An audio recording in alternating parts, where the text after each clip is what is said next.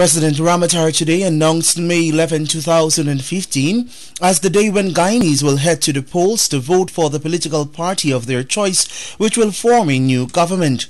Ramotar, speaking during a broadcast to the nation earlier today, said he is confident that the Guyanese people will make the right choices and decisions and would put their country first. I indicated that I was opting to preserve rather than end the life of the 10th Parliament.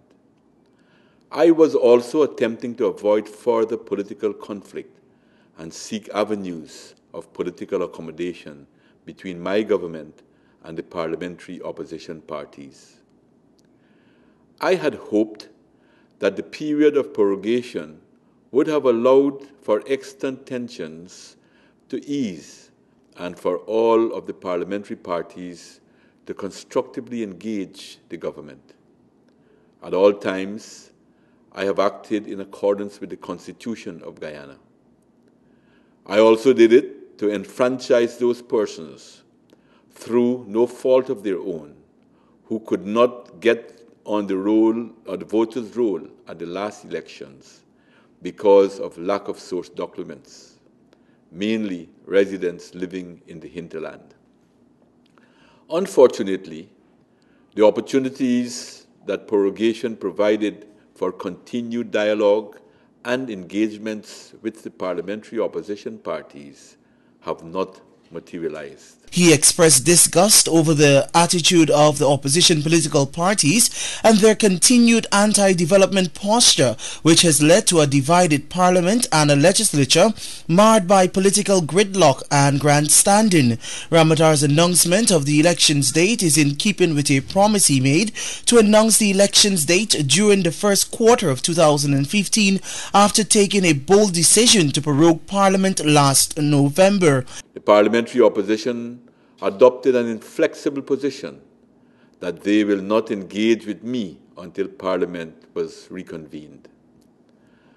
I had hoped that they would have reconsidered this unproductive posture and meet with me so that we could discuss our differences and find solutions to advance the development of Guyana.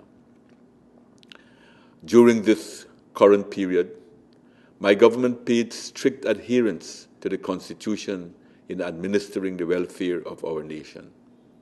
Further, there were regular interactions with national and international stakeholders to keep them abreast with developments and my efforts to reach some level of political consensus.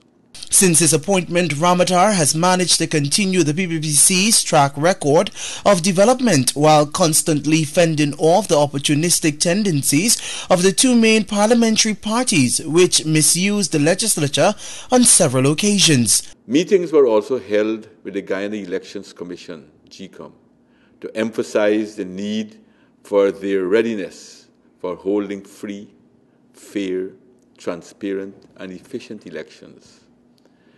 This was consistent with my intention to call general elections should there be failure to find accommodation with the parliamentary opposition parties.